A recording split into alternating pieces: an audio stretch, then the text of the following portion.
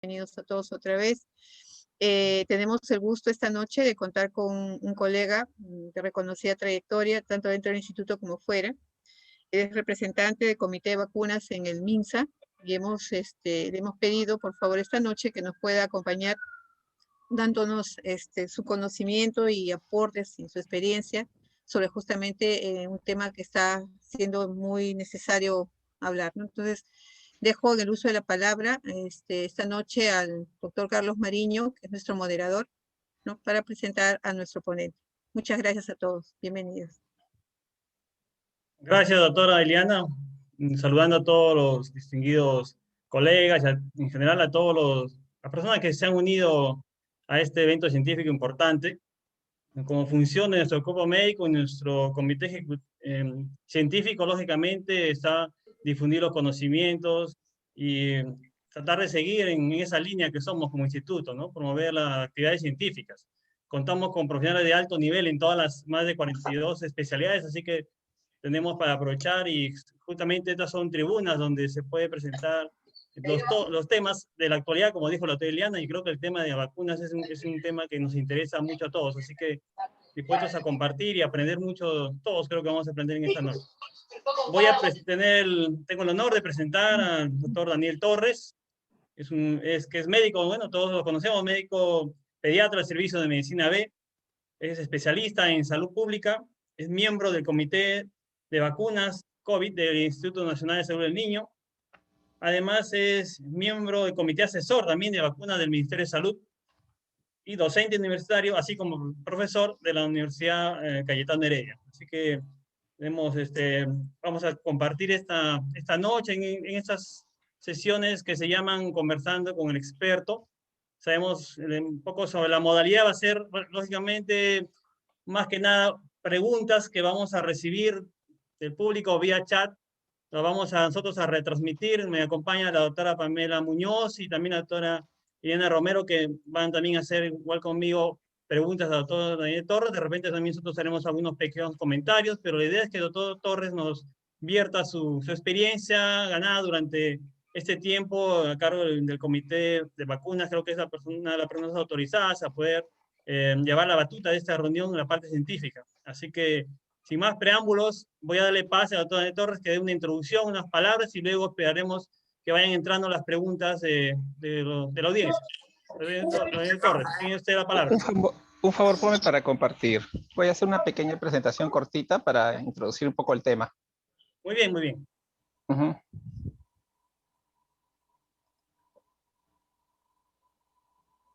Está libre, me parece, para que comparta ya. A ver, vamos a ver. En el clic compartir. Pediría que cerremos el micro, mientras tanto, todos los demás. Anfitrión inhabilitó la función de compartir, dice. Ahorita lo resolvemos eso. Ya. Doctora Pamela, usted que es la experta acá en informática. Doctor Torres ya es anfitrión. Ya, gracias. Ahora sí. Por favor, todos apaguen sus micrófonos, tengan la bondad, muy amables. Gracias.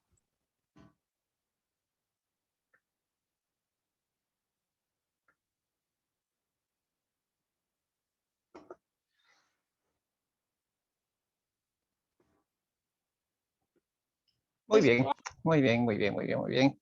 Ahora sí. Ahora sí.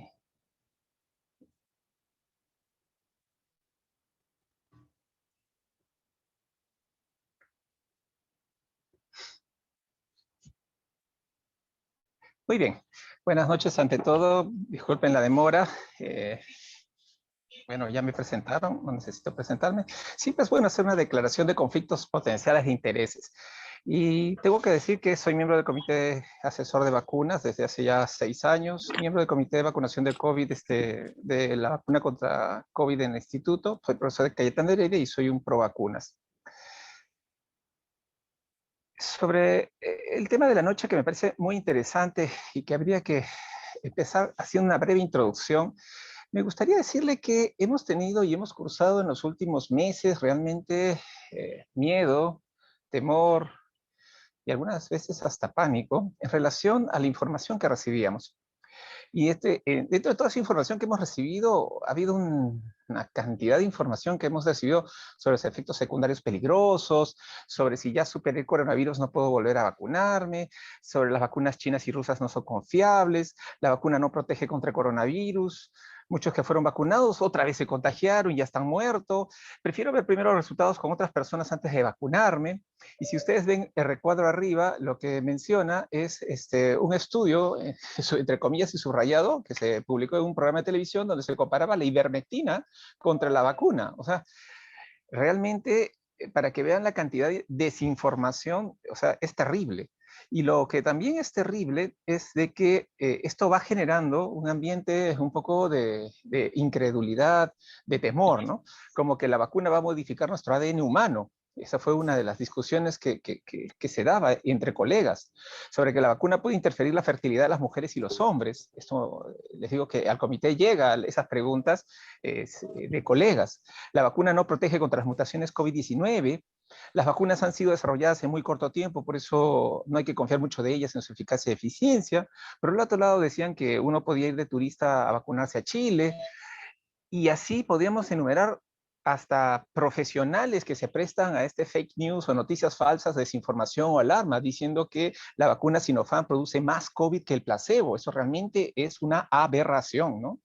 Obviamente que la respuesta está en que nosotros tenemos que utilizar el fact-checking, verificadores de hechos y luchar contra la desinformación. Y eso es una responsabilidad de nosotros los médicos. O sea, nosotros los médicos somos los que tenemos que marcar este paso. Y si hubiese alguna noticia que a nosotros nos remueve o nos conmueve, buscar la información correcta antes de mandarla al resto de los contactos o del resto de nuestras redes sociales. Las vacunas de Sinopharm contra COVID-19 contienen virus inactivados que son incapaces de causar enfermedad. Tampoco hay evidencia científica que los vacunados sufran cuadros más severos del COVID. O sea, eso es categórico. O sea, eso es demostrable. Entonces, siempre es bueno comparar lo que se está diciendo, lo que se está viendo, lo que se está compartiendo, para no ser parte de esta desinformación. También es otra de las cosas que también quería poner en introducción, es que nosotros tenemos que tener un decálogo para no caer en el fake news. Esta es una colaboración del comercio. Uno siempre que recibe una noticia o cuando va a leer un artículo dice, oye, ¿esto parece real? ¿Esto parece mentira? ¿Esto podría ser? Si esto parece mentira, entonces investigo para ver si es real o no. Si no está firmado el comunicado, no es un ente a nivel mundial de valor, de realidad, o sea, tampoco no tomarlo tan en serio. Revisar si las noticias escritas es por un medio o una fuente de confianza, que es importante. Y fijar en la dirección web. Los portales oficiales son claros. Y si tienes dudas, mejor no compartas la información la cual no está clarificada. Mirar la fecha de publicación.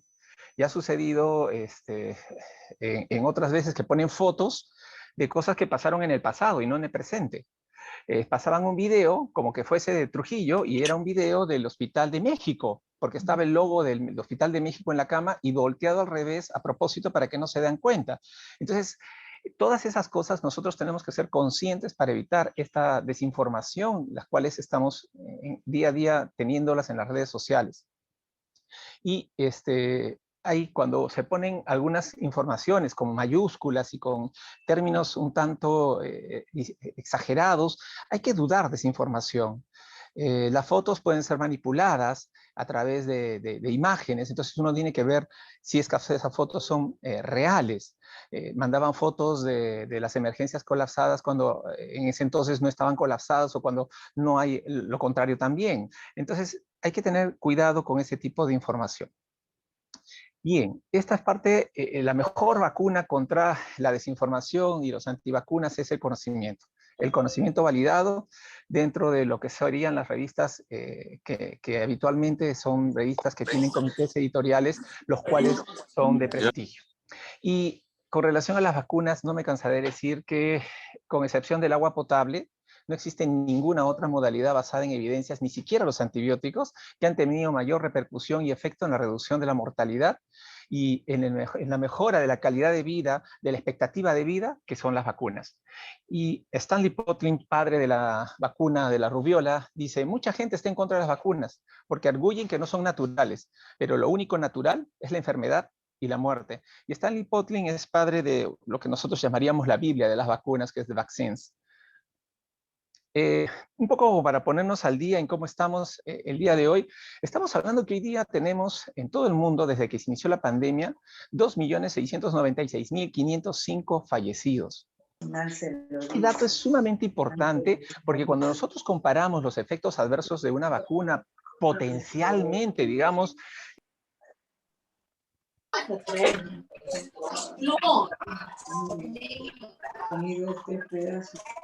un favor, ¿podrían desconectar su micro? Y comenzamos a ver y a comparar, por decir, 1 o 2 casos versus 2.696.000, no hay punto de comparación. Cuando una vacuna, sabemos que en sí no nos va a proteger totalmente contra que nos dé la enfermedad. Las vacunas, su función principal es que no nos moramos o que no tengamos manifestaciones severas o moderadas de la enfermedad para evitar el colapso de los hospitales.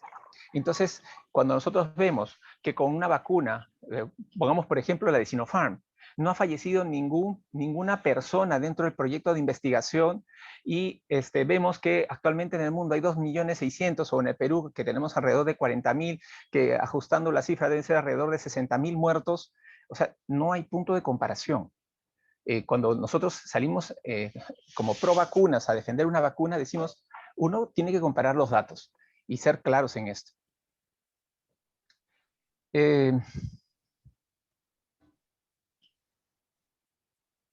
Vamos a hablar un poco de las plataformas, como para hacer la introducción de lo que vamos a conversar hoy día entre todos. Y un concepto sencillo, práctico, ¿qué es una vacuna? Siempre hay que saberlo. Es un producto biológico destinado a generar inmunidad contra una enfermedad, estimulando la producción de anticuerpos. Es un producto biológico, genera anticuerpos. ¿Cuáles son los componentes? Esto ha variado en el tiempo, pero los componentes clásicos de la vacuna, y hay que saberlos, es que tiene un antígeno inmunizante que se encarga de estimular la respuesta inmunitaria. Eso no viene solo, viene a través de un líquido suspensión, que puede ser salina o puede ser agua destilada, que sirve básicamente para mantener el antígeno en un líquido suspensión. Pero este antígeno puede ir también con productos de los cuales fue hecho. A veces puede estar con trazas de las proteínas de huevo, ¿no? En el caso de las vacunas atenuadas, ¿no? Y también tiene conservantes, porque los conservantes lo que hacen es evitar la caducidad, o sea que la vacuna rápidamente pierda su valor. Y entonces ahí entra a tallar el tiomersal, el 2-fenoxicetanol, el fenol, que son sustancias que van a servir para la preservación de la vacuna. Tenemos estabilizantes. Estos estabilizantes hacen que no se precipite la vacuna dentro de la solución la cual está contenida, ¿no? Entonces ahí tenemos el glutamato monosódico, azúcares como gelatinas, albúminas, pero también tiene antibióticos que sirven para que esta vacuna no se contamine y mantenga, porque es una sustancia que va a entrar a una vía endovenosa, entonces, o intramuscular, o subcutánea, o subdérmica, ¿no? Entonces se pone pneumicina, polimixina, estreptomicina o gentamicina, dependiendo de las vacunas. Del ayudante tenemos que conversar algunas cosas que son importantes tenerlas en consideración. Y es que los ayudantes son componentes que sirven para aumentar de forma inespecífica la respuesta del antígeno. Son como potenciadores de la respuesta del antígeno en el organismo y prolongan su efecto estimulador. Esto hace que tenga mayor reactogenicidad local o que produzca un poco más de inflamación. Y entre ellas tenemos las sales de aluminio, el hidróxido de aluminio, que ya lo deben haber escuchado en la vacuna de Sinopharm. También tenemos el MF59, que es la emulsión oleacuosa de un pececito que es el escualeno, que se encuentra en la vacuna de la influenza. También tenemos virusomas, que son vesículas esféricas diminutas que sirven como membrana en el caso de la influenza, hepatitis A. Y esta es la historia de cómo han ido los ayudantes a través de la historia. Los ayudantes no han aparecido recién con las vacunas de COVID. Los ayudantes los tenemos desde 1930, desde el tiempo de la difteria, tétanos y pertusis. Claro, ahora último, con las nuevas tecnologías en vacunas, se ha visto que los ayudantes disminuyen la necesidad de poner antígenos y potencian su acción. Y entonces vemos que hay ayudantes que se han ido sumando actualmente a los ayudantes que ya habían. El más antiguo es la sal de aluminio, o sea, es la sal de aluminio, el hidróxido de aluminio, es una sal que se conoce desde 1930, o sea, tiene una seguridad en su uso increíble, ¿no? ¿Qué más tenemos acá? Acá tenemos un poco en cuanto a lo que es la respuesta vacunal y quiero, importante recalcar esto por varios motivos. Primero, porque parte de la respuesta de la vacuna está en relación a los anticuerpos neutralizantes que se van a producir, que evita la unión del agente patógeno con el huésped. Pero ojo, ese no es el único mecanismo por el cual la vacuna produce protección. Por aquí ya voy a ir contestando algunas de las preguntas que estaban en el chat diciendo de que si los anticuerpos neutralizantes son sumamente importantes para saber si mi vacuna me funciona o no me funciona. La respuesta es sí y no. Porque no solamente son los anticuerpos antineutralizantes, sino es qué tanto la vacuna permite que yo no me hospitalice, qué tanto la vacuna permite que yo no termine fallecido por la enfermedad a la cual me he vacunado. Y entonces vemos que hay otros mecanismos de acción de la vacuna, como son la fagocitosis, en los cuales presentan al macrófago, lo opsonizan para que haga su función. Hay fagocitosis y lisis, por la fijación del complemento. Hay también apoptosis inducida por los natural killer. Y también hay una más todavía que ha aparecido recién en los últimos meses en la revista Science, que habla sobre la vacuna de rotavirus que modifica la microbiota digestiva para evitar que rotavirus ingrese o ataque en los niños que están vacunados. Entonces, hasta la modificación de la microbiota como mecanismo para protegernos de la vacuna, que no es anticuerpos neutralizantes y que también sirve para evitar que haga yo la enfermedad. Esta es la respuesta protectora de las vacunas, o sea, algunas, su predominio, estoy diciendo el predominio, puede ser a través de los anticuerpos neutralizantes como la polio, sarampión, rabia, difteria, tétanos, pertusis. Otros están asociados más a la opsonización, fijación de complemento, con hepatitis A, B, el Haemophilus influenza, la varicela. Y también tenemos neumococo, meningococo, rubiola. Y así tenemos los mecanismos que van haciendo protección a través de las vacunas. Un poco como para recordar es que ingresa el antígeno, las células B presentadoras, convierte en inmunoglobulina M, estas van, estamos en el RES, en el retículo endoplásmico, y estas van a producir inmunoglobulinas M, G y A, que es lo que vemos inicialmente después de una infección o después de la vacunación. Esto también tiene que ver con la respuesta de los linfocitos T. Los linfocitos T, a través del antígeno de mayor histocompatibilidad al CD8, los TH2, que son las memorias, las células T citotóxicas, que también tienen una función junto con los con la factor de necrosis tumoral y esta respuesta que ataca y destruye a la gente por el cual se ha utilizado la vacuna, ¿no? Entonces tenemos una respuesta TH2, también tenemos una respuesta TH1 a través de los CD4, y esto a través de la respuesta TH2, TH1, también nos va a proteger de los agentes a los cuales nosotros queremos hacer frente. Entonces, en resumen, nosotros podríamos decir que tenemos los anticuerpos, los CD8, los CD4, los anticuerpos en la unión de las toxinas, neutralización de la replicación viral, opsonización, activación de complemento. Todas estas son mecanismos por los cuales las vacunas contraatacan o atacan a los gérmenes de los cuales queremos protegernos, ¿no? Reducen, controlan los patógenos, los CD8, y eliminan directamente las células infectadas. Los CD4, a través de las T foliculares, a través de los linfocitos B, los T helpers, etcétera, etcétera, etcétera. Y para no salirme del tiempo, ¿estamos bien?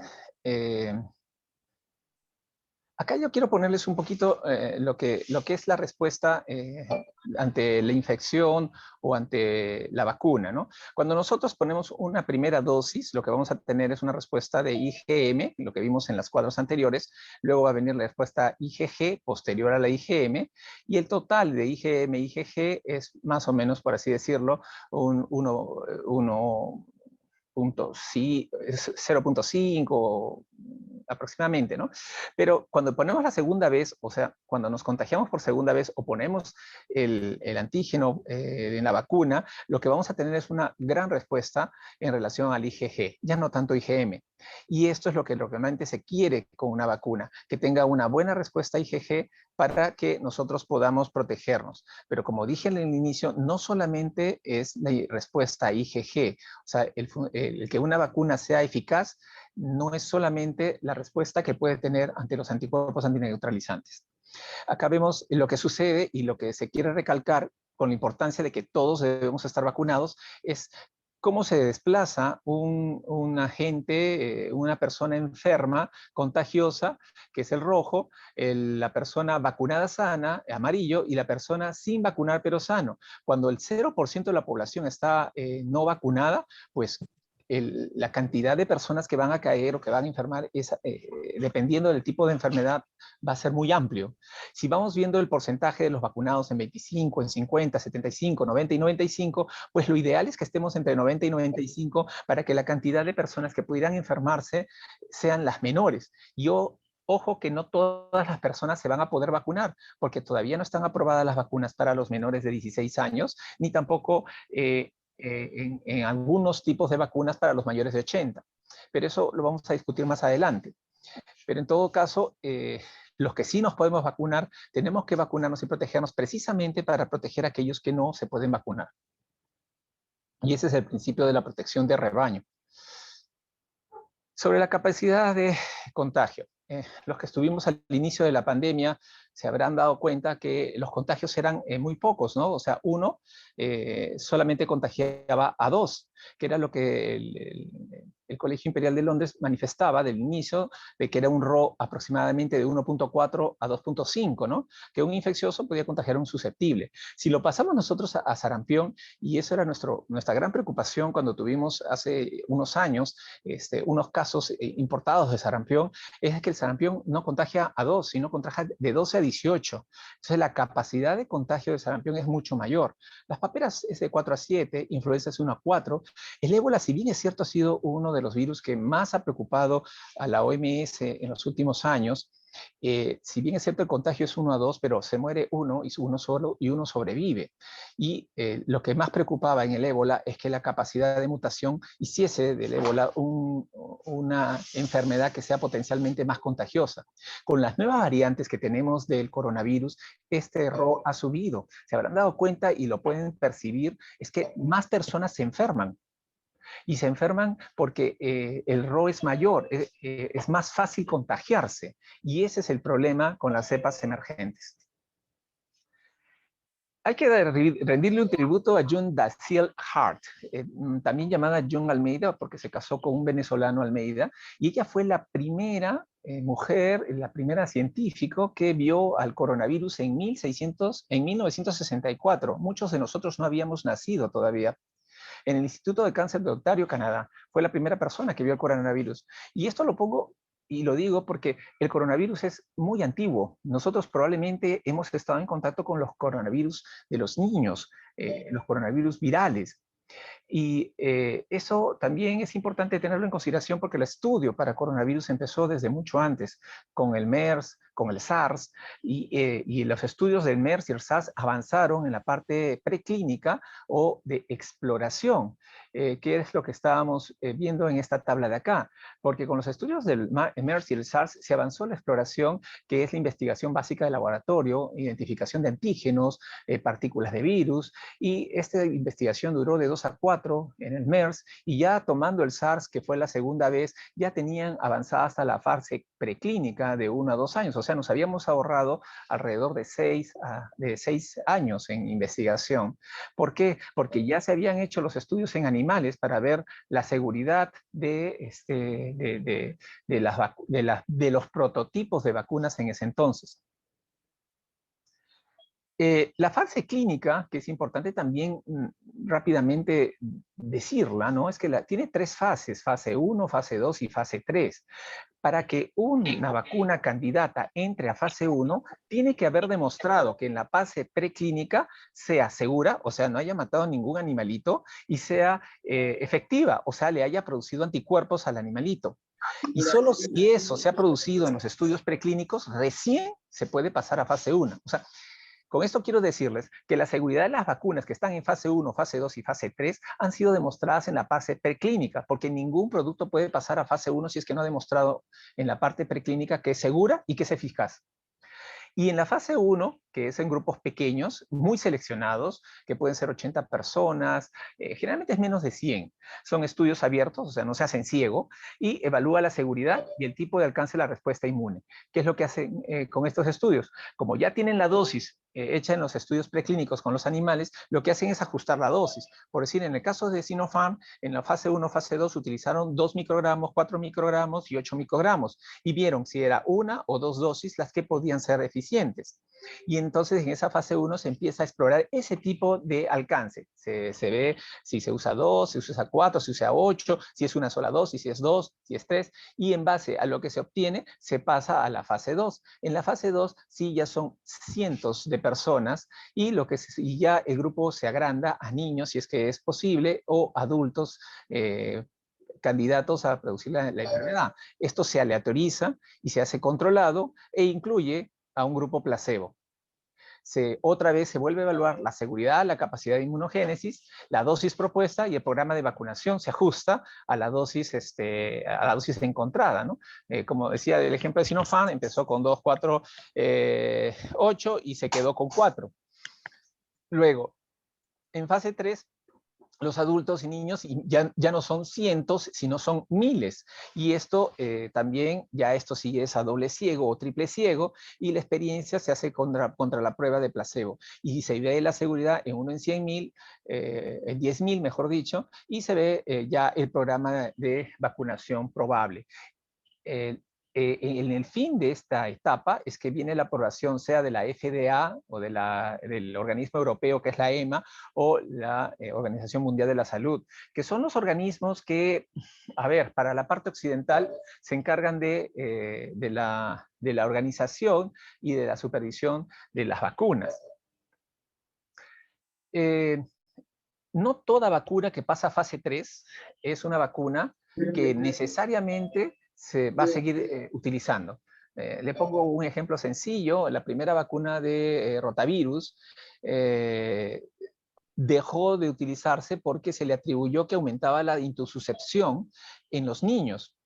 Y ante la duda que generó estos supuestos casos de intususcepción en niños, fue que se suspendió, y como era hecho de un monoresus y había una supuesta base teórica que decía de que estas células hechas esta vacuna de rotavirus del monoresus podría potencialmente generar mayor respuesta antigénica relacionada a la intususcepción, fue que se suspendió finalmente la vacuna. Años después se hizo el estudio ya con todos los datos que se tuvo y todo el análisis respectivo, y se dieron con la sorpresa de que la diferencia entre intususcepción producida por rotavirus y la intususcepción producida por la vacuna era estadísticamente casi indiferente.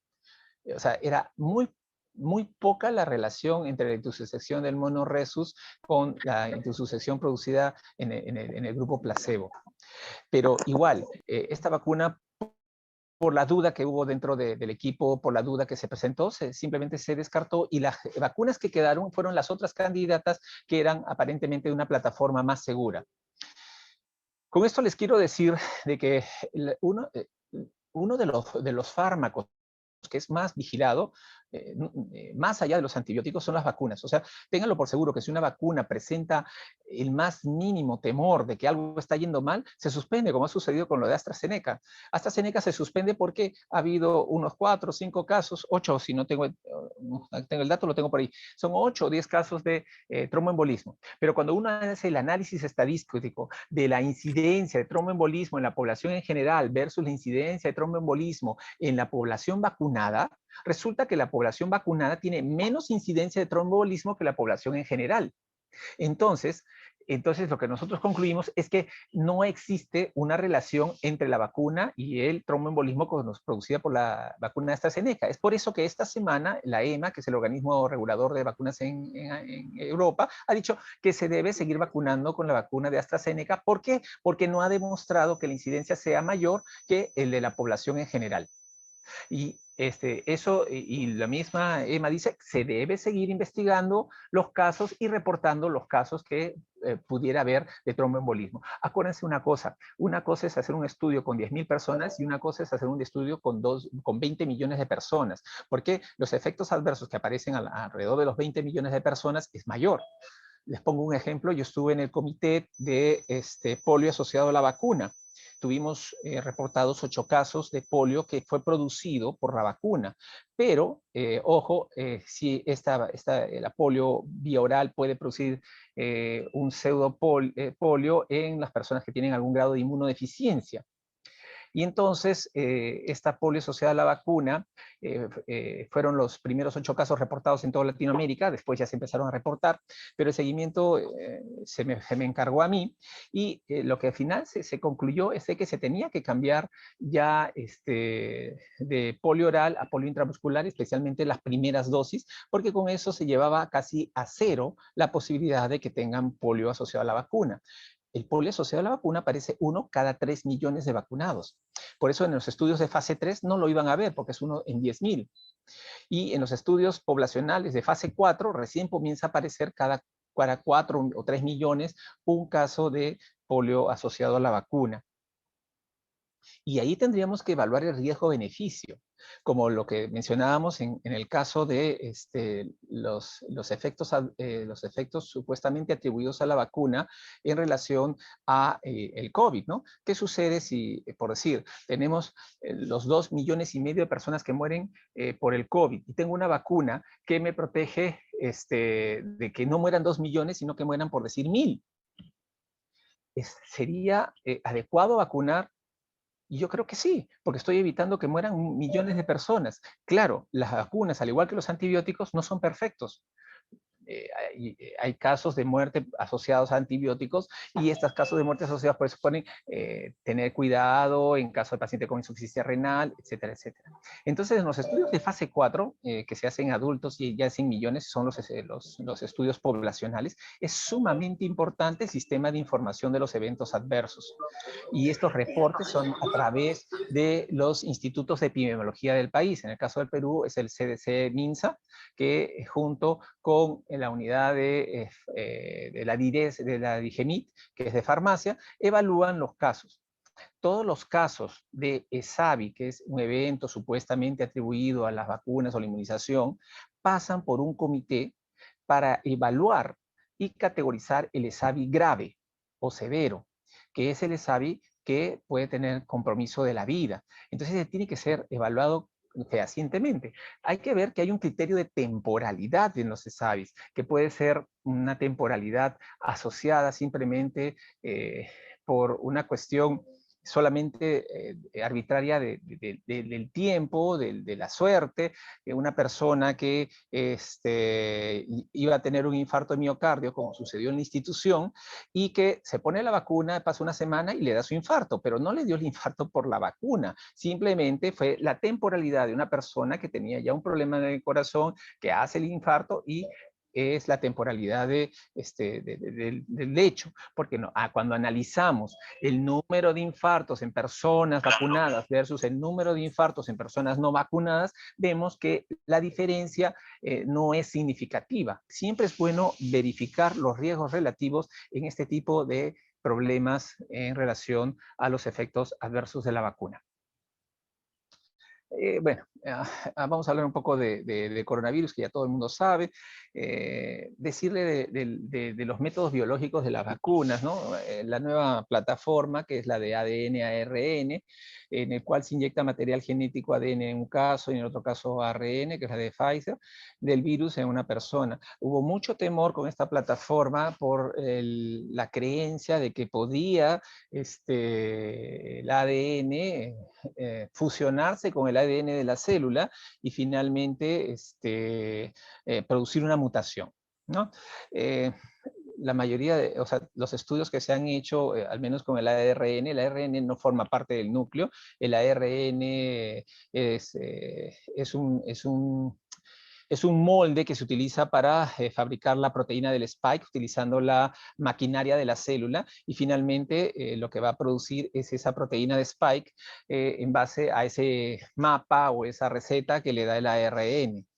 En el caso del ADN de la otra vacuna, lo que está haciendo es producir básicamente el spike. Este ADN no se junta ni se pliega a el ADN de la célula. Y me acuerdo mucho cuando vino el doctor Mario Capecchi hace unos años al Colegio Médico y de una charla. Él es el Premio Nobel de Medicina relacionado a la clonación de células, y él mencionó en parte de su exposición esta parte que habla sobre la dificultad que había para nosotros poder clonar un ser vivo, y era porque el ADN no se pliega ni se junta con otro ADN. ¿Y es por qué? Porque tiene proteínas que están alrededor del ADN que protegen precisamente que proteínas fuera de este ADN pudieran ser parte de esta, ¿no? Y entonces hablaba de que para nosotros poder clonar o hacer alteraciones génicas y que sean preservadas en el tiempo, necesitábamos tener el manejo de estas proteínas para evitar que, para poder posibilitar que los ADN se juntasen y pudieran hacer un solo cromosoma, ¿no? Entonces, esto realmente no es dable, o sea, no, en ninguno de los estudios se ha visto que esto vaya a suceder. Virus vivo atenuado. El virus vivo atenuado es un virus que ha sido, lo han hecho pasar por animales y ha perdido su poder de infeccioso o de transmisión, pero sí tiene su poder de inducir a la producción de anticuerpos o defensas en el organismo. Entonces, este virus vivo atenuado, inicialmente ningún laboratorio quiso hacer una plataforma con este virus para el COVID porque había el riesgo teórico de que no sabíamos si podía mutar o no mutar. Por eso es que ustedes se van a dar cuenta que no hay vacunas a virus vivo atenuado del coronavirus. Lo que sí hay es a virus vivo inactivado. Y el virus vivo inactivado es un virus que no está activo, o sea que ha sido inactivado y no tiene la capacidad de replicarse, no tiene la capacidad de funcionar. Por eso cuando dicen en esa frase de que el que recibe la vacuna tiene más riesgo de hacer coronavirus, eso es totalmente irracional, porque lo que se le está poniendo no es un virus vivo, es como decir que se le pone un cadáver, y entonces es el cadáver solamente para ser reconocido. Entonces, no es esta plataforma lo que se está diciendo. Las subunidades son las proteínas de los virus que producen en las células, en otras células, o sea, por decir en este caso del coronavirus han utilizado proteínas del spike, que es el anclaje que tiene en los receptores ECA, y esta proteína la ponen dentro de otros de una célula, no, perdón, al organismo la presentan y va a hacer anticuerpos para estas unidades de las proteínas. Los vectores virales es introducir a través de virus que pueden ser vectores virales replicantes y no replicantes. Los vectores virales replicantes se utiliza el virus atenuado del sarampión. Esa plataforma se ha utilizado, pero sí se ha utilizado vectores virales del adenovirus que son ya conocidos, y ahí han introducido partes del virus que no causan enfermedad en la persona, pero sí desarrolla respuesta inmune. Esto es más o menos cómo actúa cada una de estas, de estas plataformas de las vacunas, ¿no? La ARN viral, el ARN está encapsulado en una cubierta lipídica para poder entrar a la célula. Aquí está dentro de las nuevas vacunas que lípidos para poder juntarse a la membrana celular y permitir que la ARN entre al citoplasma. Y este citoplasma celular va y finalmente con los retículos endoplásmicos producen la proteína que está codificada en el ARN y esta se va a presentar a la célula presentadora de antígenos. En el caso de las vacunas de ADN viral, el gen de la proteína de espiga de la corona es el que está en esta proteína viral. Igualmente entra a través de nanopartículas lipídicas en el cual se ingresa al ADN del núcleo. Ahí ese mapa que está ahí se replica y produce las spike y también son presentadas a las células presentadoras de antígeno. Lo mismo sucede con el coronavirus atenuado si es que existiese, porque ese teóricamente se podría hacer, pero no se está utilizando. El coronavirus inactivado va de frente, o sea, no pasa ni por retículo endoplásmico, ni por núcleo, ni por nada, sino de frente va a la célula presentadora y que a su vez lo va a presentar las T-helper, las células B, las citotóxicas, formar anticuerpos y las células B de memoria, ¿no? El coronavirus, los vectores virales replicantes, como les explicaba, del sarampión atenuado, en el cual se pone un gen de la proteína de espiga. Esto no hay vacuna todavía de este tipo. Y se pone a la célula, este vector viral entra, inyecta el gen de la proteína, y a su vez esto es también recepcionado por la célula presentadora de antígenos. Los vectores virales no replicantes, como el adenovirus, o sea, este no se replica, solamente entra, sirve para entrar. Y también tiene el gen de la proteína de la espiga, e igualmente va a ser lo mismo, ¿no? Las subunidades proteicas virales, estas subunidades proteicas que ya son partes de la espiga, entran y también entran directamente acá. Y hay partículas similares, también esto es hipotético, que ponemos solamente las espigas en una partícula similar a un virus, o sea, como si fuese un camuflaje o un virus-like, y entra solamente las espículas junto con esa cápside y también hace lo mismo, ¿no? Algunas características en cuanto a las vacunas que probablemente van a estar en nuestro medio. Bueno, ya está la de Sinopharm, la de Pfizer, y las otras dos probablemente ya las vamos a tener pronto, que es la de Oxford, AstraZeneca y Moderna. Bueno, Sinopharm, virus inactivado, el vector viral no replicante del resfriado de chimpancé, del Oxford AstraZeneca, ARN mensajero, Moderna ARN mensajero también. La cadena de frío, 2 a 8 grados en Sinopharm, AstraZeneca, Moderna es 20, Pfizer 70, pero ojo, este 70 es cuando yo lo voy a guardar la vacuna por 3 o 6 meses. O sea, inmediatamente no es esa cadena de frío. La duración, 24 meses, 6 meses, es 5 días si está fuera de la cadena de frío, 30 días si está dentro de la cadena de frío de los 20 grados. Más del 10% presenta dolor en el sitio de inyección, 1 al 10% puede presentar fiebre transitoria, fatiga, dolor de cabeza, diarrea, eritema, hinchazón en la parte del lugar. Menos del 10% tiene un rash en el sitio de inyección, puede haber náuseas, vómitos, picazón, inyección, dolor muscular, artralgia, somnolencia, mareos. Y entonces, Oxford AstraZeneca tenía dolor a la palpación en el lugar de inyección el 60%, es un poquito más dolorosa. El dolor en el sitio de dolor de cabeza y fatiga en un 50%, mialgias, malestares en el 40%. O sea, esta es una vacuna que puede producir un poquito más de malestar. La de Pfizer-BioNTech, la reacción en el sitio de inyección, 84.1, la fatiga 62, dolor de cabeza 55, 38. Todas estas reacciones duran entre 24 a 48 horas. 4 pacientes han presentado parálisis de Bell, 45 reacciones anafilácticas, es 0.2 millón dosis.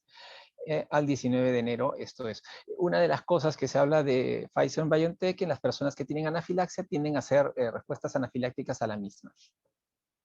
En Moderna, lo que vamos a ver, los más comunes es dolor en lugar de inyección, 91%, fatiga, dolor de cabeza, musculares, escalofríos, 3 parálisis de Bell, debilitamiento parálisis repentino, general temporal de los músculos faciales, hinchazón y 15 anafilaxis. Estamos hablando de 15 anafilaxias en 2.1 millón de dosis.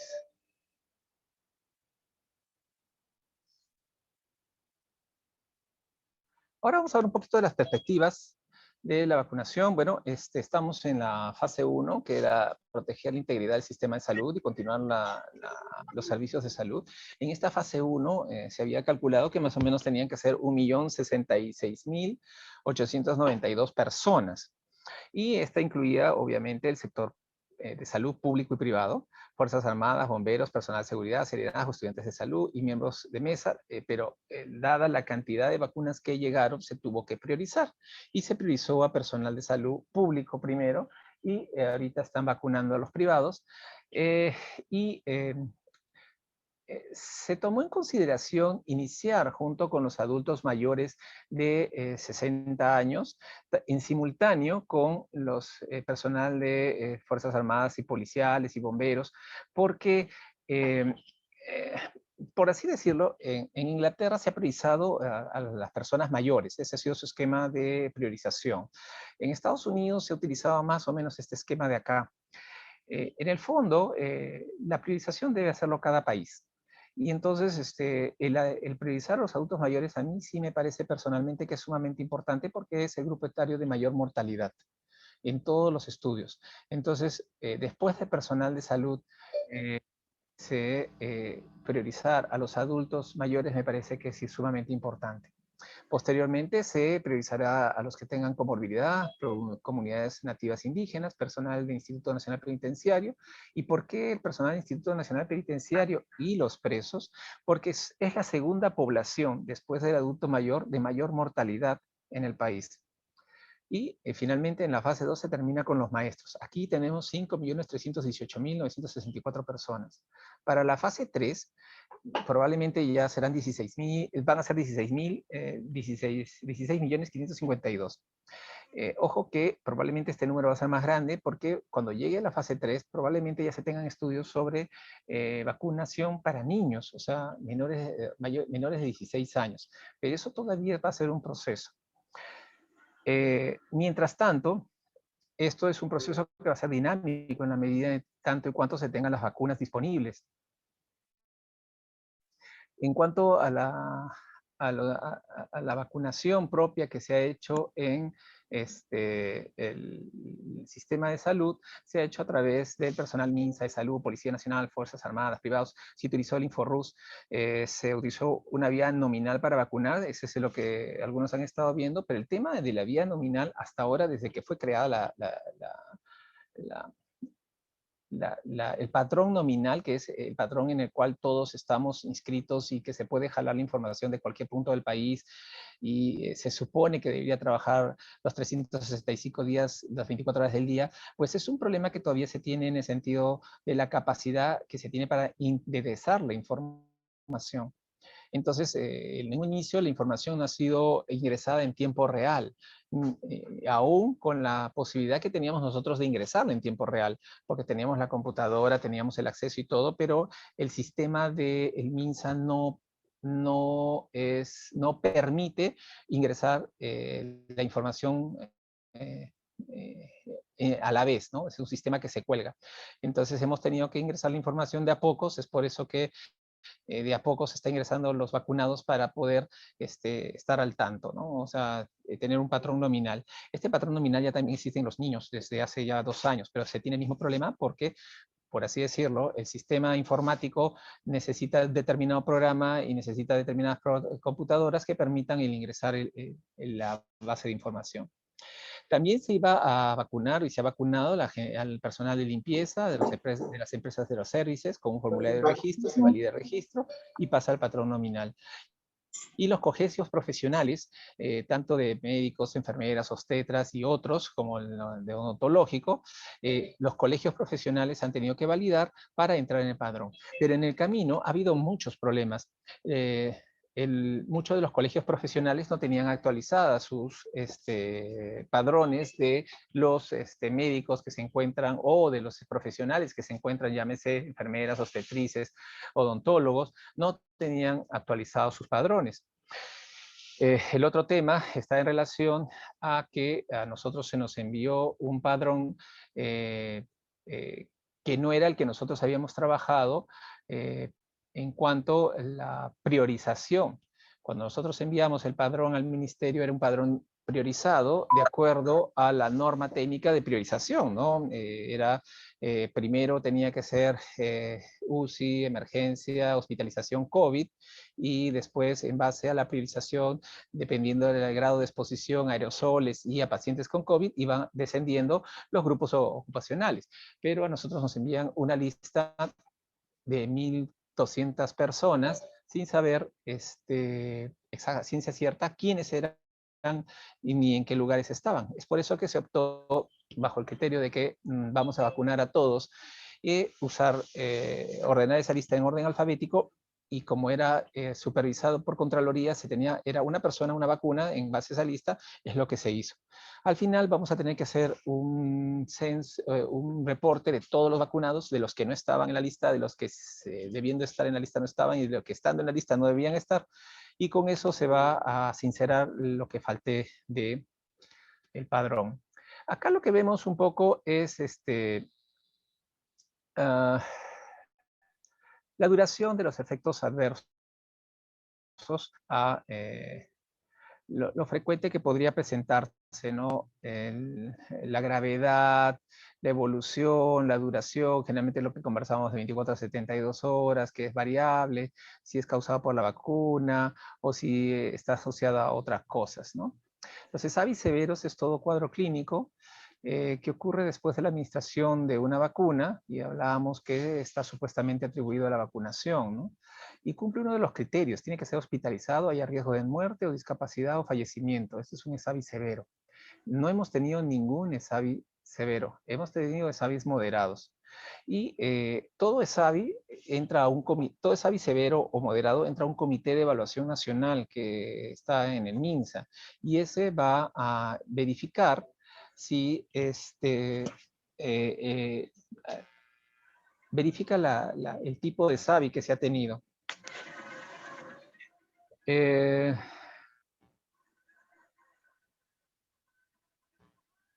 Sí, hay investigación de campo también de cada uno de estos ESAVIs, cuando son los severos, ¿no? Se ve si es que hay posibilidad de que en el lote de la vacuna en donde se presentó eso, han habido más personas de ese mismo lote, se hace seguimiento domiciliario, se hace identificación, notificación de las emergencias.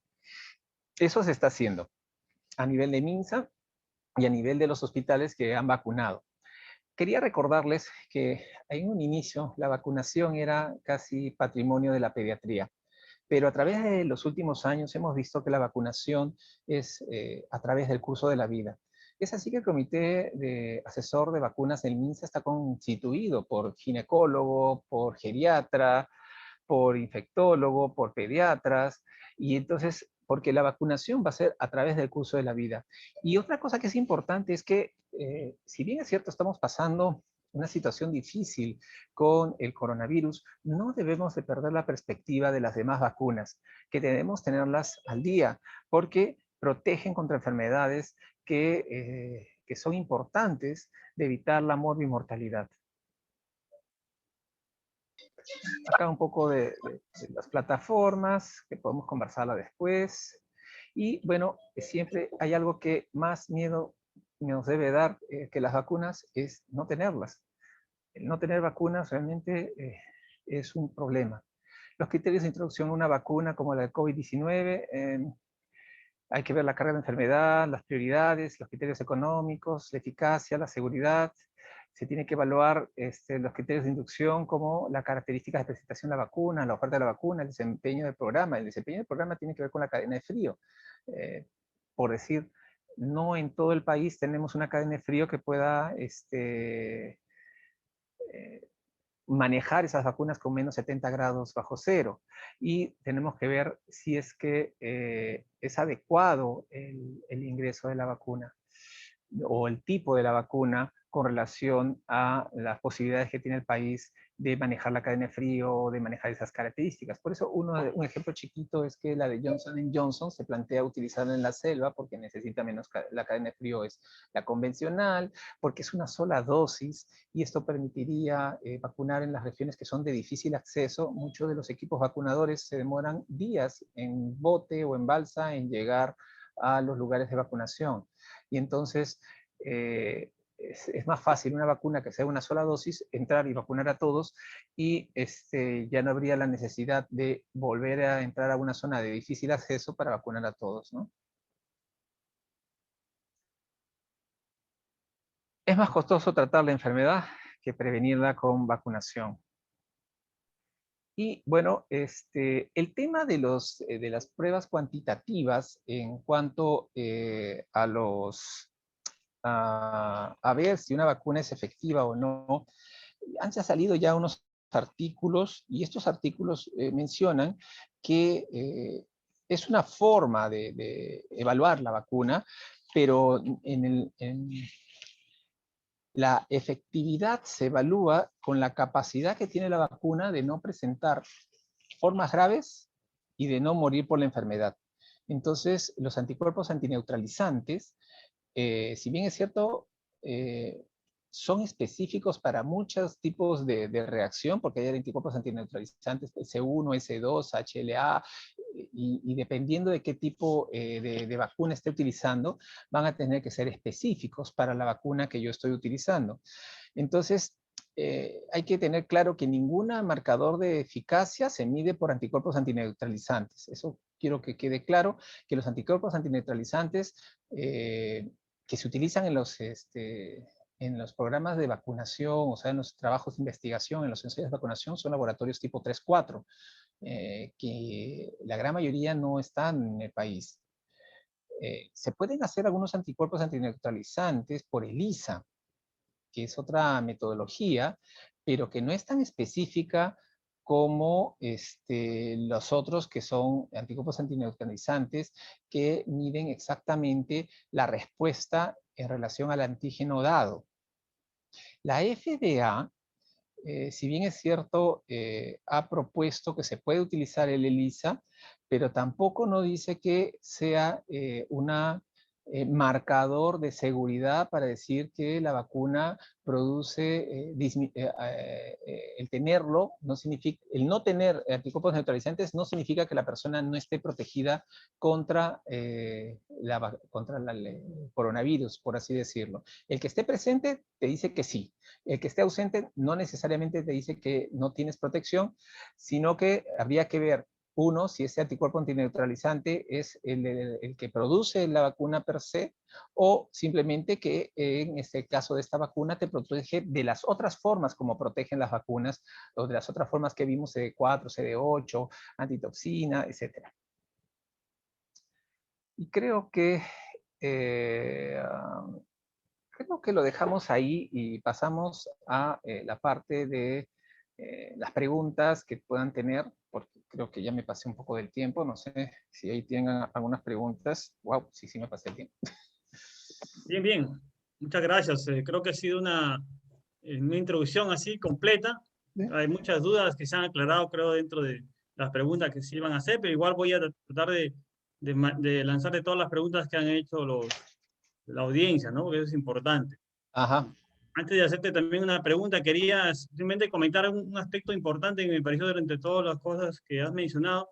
En cuanto a una de las dudas es, pues, cómo es que de 10 años se ha podido, el promedio que dura una vacuna se ha podido hacer tan rápida, ¿no? Y eso es muy, muy bueno que mostraste. Creo que el hecho de que se haya podido detectar la estructura molecular y el genoma de este virus tan rápido, ¿no? Obviamente en diciembre, apenas ni un mes de enfermedad, ya los chinos, así de China, ya tenía el genoma, y Cludo lo compartió, y entonces desde ahí pudieron acortar pasos y todos empezaron una carrera. Lógicamente también la tecnología actual, hay grandes centros que ya están estudiando vacunas, el hecho de que ha habido epidemias del SARS, del MERS, ya eran, realmente estaban en ese training de hacer vacunas. Creo que todo eso ha empujado y se ha logrado cortar pasos, ¿no? Y hemos podido lograr tener vacunas que están demostrando que son eficaces, ¿no? A lo largo de los ensayos clínicos. Una pregunta que quería hacer era, de todos sabemos que hay más de 150 vacunas en proceso y solo que han llegado una de 10 más o menos a fase 3. De las que han llegado a Perú, básicamente Pfizer y Sinopharm. De repente podrías hacer una diferencia, ventajas y desventajas así puntual, 2 o 3 entre ellas dos. Sí, justo también con tu comentario anterior, precisamente cuando se hacía el estudio genómico o de genes, se demoraban alrededor de 15 a 30 días. Ahora eso se hace en horas. Por eso es que en los últimos 5 años se ha cortado mucho el estudio de lo que son los genes. Por eso es que tan rápido salió el estudio genómico del coronavirus en China. Y con relación a la comparación de los dos, yo siempre a todos los que me preguntan cuál es la mejor vacuna, es la que tengo disponible en el hombro. ¿Y por qué? Porque es la que tengo en el hombro. El resto es, como dice, no más vale pájaro en mano que 100 volando. Y a propósito de esto, hay como 3 editoriales, y les invito a que lean las editoriales del País, de España, que lean los editoriales de la BBC, de The Guardian, de Washington Post. Todos los editoriales han escrito lo mismo. ¿Por qué? Porque se han hecho encuestas desde hace meses en relación a la aceptación de la vacuna. Por decir, en Francia la aceptación era bajísima, era alrededor del 40, 60, 50%. Y así en muchos países ha habido un gran rechazo a las vacunas. Por suerte, nuestro medio, que somos un país con una historia de vacunación y una... yo diría una tradición de vacunación, y el Hospital del Niño es, yo diría, el padre de esa tradición, porque todos los pediatras que salimos de acá tenemos muy claro la importancia de la vacunación. Entonces, yo creo que en ese sentido, la gente ha respondido, me parece, muy bien a las vacunas. Entonces, ¿cuál de las dos es mejor? En el fondo, es la que tengo disponible. Digamos, empezaré hablando de Pfizer, que es la que tengo yo. A mí me encanta la vacuna de Pfizer porque es un virus inactivado. ¿Y por qué me gusta la de Pfizer? Porque yo no sé si en alguna de estas mutaciones o estas variantes que pueda tener el virus, vaya a haber, como hace unas semanas, creo, hace unos meses, ya perdí noción de todo lo que he estado leyendo, ha salido un artículo en el Science de que habían encontrado que una de estas variantes colocaba una microcapa de carbohidratos sobre el spike. Y esto hacía que los antígenos neutralizantes producidos no lo vieran. Entonces, esa pequeña mutación en el spike hacía de que sea impenetrable. Entonces, la idea de Sinopharm o este modelo de vacuna de virus inactivado no solamente tiene el antígeno del spike, tiene otros antígenos que están asociados al cuerpo, al core del virus, están asociados a otras proteínas que se encuentran en la superficie del virus. Entonces, por ahí pienso que podría ser una respuesta de antígenos de diverso tipo a la superficie del virus, y si en algún momento esta proteína del spike se camufla o cambia, podría ser en ese aspecto más segura. Lo segundo que me gusta del virus inactivado es que es una plataforma muy antigua, muy conocida, muy segura, tan segura que cuando discutíamos si podíamos ponerlo en una madre gestante, el comité decía que sí estábamos a favor de ponerle una madre gestante sin importar la edad de gestación. Y esto lo conversamos y lo discutimos con el presidente de la Sociedad de Ginecología y un grupo de ginecólogos que están asociados también a vacunas, y decían que sí, la plataforma es muy segura en la vacuna a virus inactivado. ¿Por qué? Porque lo que estás poniendo es un antígeno que por así decirlo, imagínate que una gestante está con infección urinaria y le tengo que poner la micacina también es un antígeno para el cuerpo humano. A la vez que es un antibiótico, también es un antígeno, pero es lo mismo. Y entonces no tiene efectos secundarios sobre el feto. Pero ¿por qué pusimos 20 semanas? Pusimos 20 semanas por dos razones. Las mismas razones que el CDC, porque CDC, el comité asesor del CDC, que es el Advisory Committee of Vaccines, lo que dijo es, está bien, no existen estudios que se hayan hecho en gestantes en ninguna vacuna. Por ende, deberíamos ser prudentes y no vacunarnos en el primer trimestre, porque la costumbre de los expertos dice no vacunar en las 20 primeras semanas de gestación porque es la organogénesis, etcétera. Pero también hay que saber que el 30% de todas las gestaciones se pierden en el primer trimestre.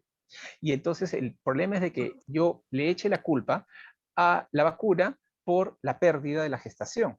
Y eso se tendría mucho problema.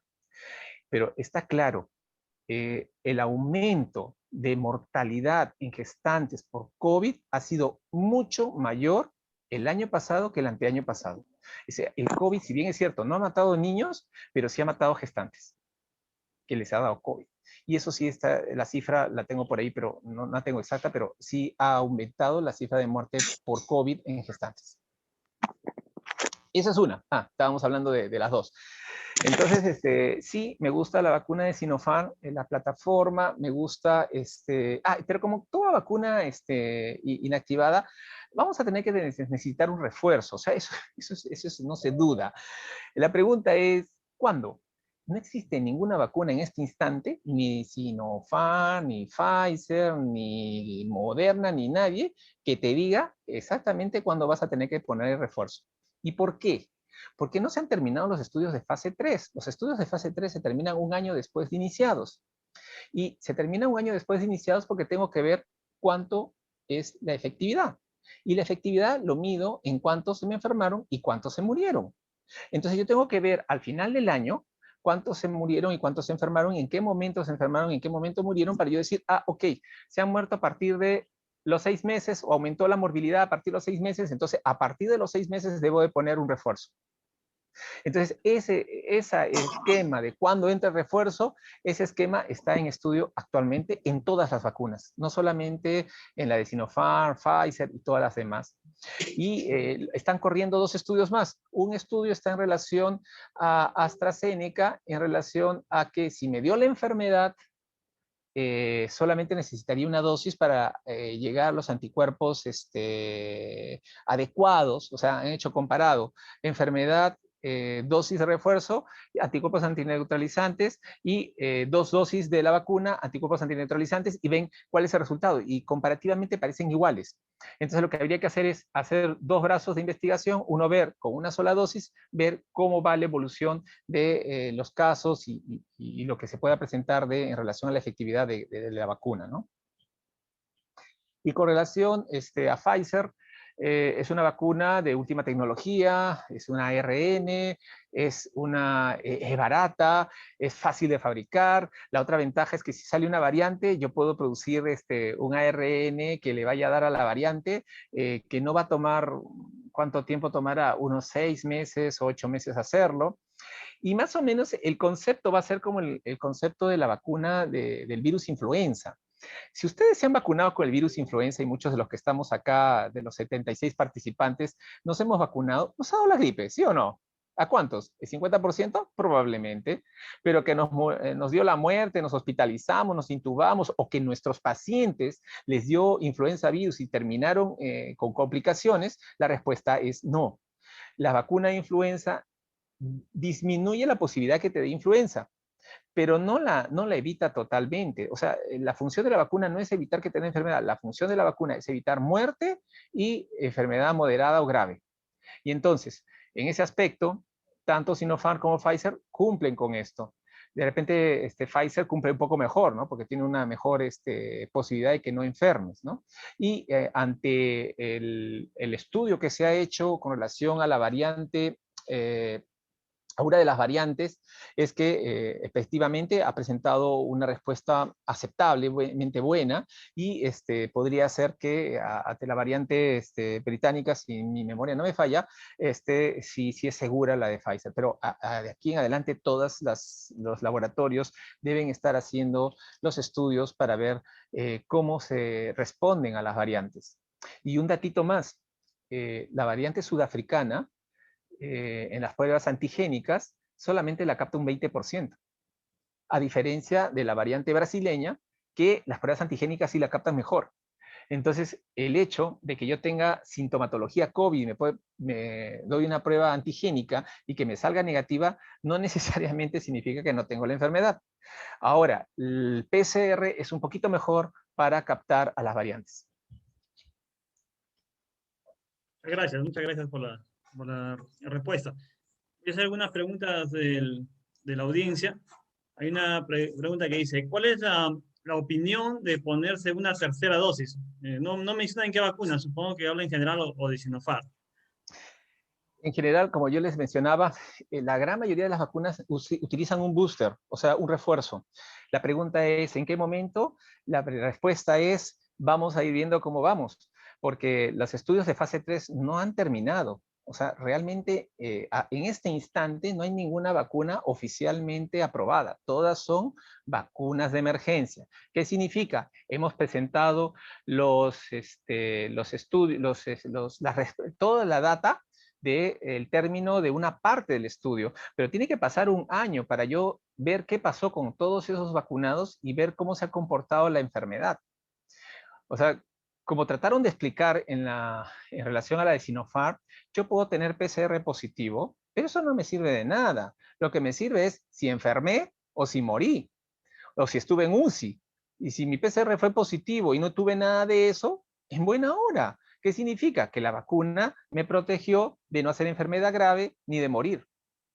Entonces, ahí va el kit del asunto. ¿Cuándo será la tercera dosis? Eso probablemente ya está siendo motivo de estudio de las cortes iniciadas. En ese sentido, todas las vacunas, una vez que empiezan a utilizarse, no sé si se dieron cuenta en parte de la exposición, en los estudios de fase 3, que ahora son fase 3, 4, van a ser seguidas por los institutos nacionales en los cuales van a evaluar los SAVIs, los eventos adversos relacionados a las vacunas. Entonces, claro, si empiezo a ver que empiezan a presentar, vacuno a alguien y hay trombosis venosa, tengo que ver qué pasó. Pero si resulta que todos eran mayores de 95 años y la incidencia de trombosis venosa es, por decir, X, y en la vacuna sale menos 1X, entonces yo digo, no, pues, o sea, la vacuna tiene menos riesgo de trombosis que de la población en general, entonces yo necesito ir viendo eso, pero si yo veo que a medida que pasa el tiempo, junto con los antibióticos antineutralizantes, junto a la respuesta que podría tener de DC8, de CD4, CD8, entonces, y más la clínica, más la morbilidad y mortalidad, podría decir, acá se nos ha caído un poco la protección, necesitamos poner un booster o un refuerzo en determinado momento. ¿En qué momento será? La verdad que no sé. Y es por eso también que quería decirles, y que es sumamente importante, es que el uso de la mascarilla, el uso de la distancia social, de los espacios ventilados y abiertos, todavía tenemos para eso mucho tiempo. Las reuniones familiares en diciembre fueron catastróficas. Y por eso es que en Semana Santa no debiera suceder eso. Y les digo porque en la parte privada, muchos se fueron sacándose su PCR a la casa de los amigos en la playa y finalmente uno que no había sacado PCR contagió a todititos. Y entonces ese es el gran problema. O sea, vamos a creer que estando vacunados estamos protegidos y no es así. Ni con Pfizer, ni con Sinopharm, ni con Moderna, ni con Johnson & Johnson, ni con ninguna. ¿Por qué? Porque mientras el virus siga circulando como está circulando, va a haber mutaciones. Imagínense, en una persona produce millones de virus. Ahora estamos hablando de millones de personas que están produciendo millones de virus en simultáneo. Los virus, como son más primitivos, el ARN fácilmente, al fabricarse, se invierte una base, se cambia una base y fácilmente puede mutar. Y es por eso que se puede saber cuándo empezó en dónde empezó el rotavirus, porque en base a las mutaciones, hay mutaciones primarias y mutaciones secundarias. Por decir, ¿cuáles son las mutaciones que nos preocupan a nosotros? Nos preocupa la de Sudáfrica, nos preocupa la de Inglaterra, nos preocupa la de Brasil. Y todas esas en común tienen una mutación. Pero no solamente existen esas mutaciones, porque también existen mutaciones positivas y mutaciones negativas. Existen cientos de mutaciones, solamente que esas mutaciones que se han dado no han alterado la funcionalidad del virus, ni tampoco su infectividad, ni su mortalidad como proceso. Entonces esas mutaciones son mutaciones que no tienen importancia. ¿Cuáles son las mutaciones que tienen importancia? La del spike. Esas son las mutaciones, tanto la que ha tenido la de Brasil, Inglaterra y la de Sudáfrica. ¿Pero que se puede presentar otras más? Sí, mientras no detengamos la pandemia. Lo que se tiene que detener, y eso lo tiene claro la OMS, por eso es el programa de COVAX Facility, porque si no vacunamos a todo el mundo no está seguro. Porque imagínense, Israel está todo protegido, bien bonito, pero ¿qué sucede si a su costado, en Pakistán o en la India, aparece una variante que la vacuna que tienen ellos no la cubre? Entonces, la seguridad es una seguridad aparente. Entonces, yo sigo mencionando, tenemos que seguir cuidándonos, distancia social, mascarilla, no abrazos, no contacto con personas que no sean nuestro círculo domiciliario, hasta que por lo menos el 70% de la población esté vacunada y que el mundo esté también vacunado, porque también pues, nosotros podemos estar vacunados, pero ¿qué sucede con el resto del mundo? Un ejemplo chiquitito. Nosotros tuvimos los Panamericanos, la final de la Copa de fútbol, más o menos se cuantificó, y más la emigración venezolana, se cuantificó que 3 millones de personas entraron al Perú. En ese entonces, cuando hubo todo esto, en Chile, Argentina, Brasil, Ecuador, Venezuela, tenían brotes de sarampión. Entonces, lo que se organizó en el ministerio es un barrido de sarampión y se llegó a la histórica cifra de 96% de niños vacunados contra el sarampión. ¿Qué sucedió con estos mega eventos de mucha distribución y de alto riesgo de contagio de sarampión? No tuvimos ni un caso. ¿Por qué? Porque el 97% de la población estaba vacunado contra sarampión. Y pese a que en los vecinos teníamos sarampión. Entonces, esa es la real protección de rebaño. Esa es la real protección de rebaño, pese a que había alrededor, nosotros estábamos protegidos. En el caso del coronavirus, está bien, podemos llegar al 95%, pero el problema son las variantes que pueden estar sucediendo en este instante en Brasil, donde la situación está totalmente descontrolada. La variante brasileña en Manaus era un pueblito igualito que Iquitos, donde el 70% ya tenía anticuerpos, ya tiene anticuerpos antineutralizantes del COVID. ¿Qué sucedió? El 61% se volvió a enfermar.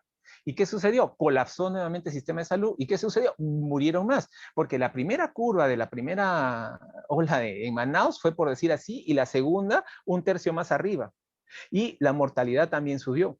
Entonces, eso es algo que tenemos que aprender. Tenemos que aprender que mientras no tengamos protección de rebaño, mientras siga circulando la pandemia en el resto del planeta, no estamos seguros y tenemos que seguirnos cuidando. Gracias por la... Otra pregunta. ¿Cuánto tiempo nos protegerá la vacuna Sinopharm? No lo sabemos. No lo sabemos. Mira, a ojo de buen cubero, yo diría... dicen que cuando te da la enfermedad severa, cuando te da la 9 meses. Yo calculo que los títulos son parecidos a la enfermedad severa. Calculo que pueden ser 9 o de repente 12 meses después de la vacunación.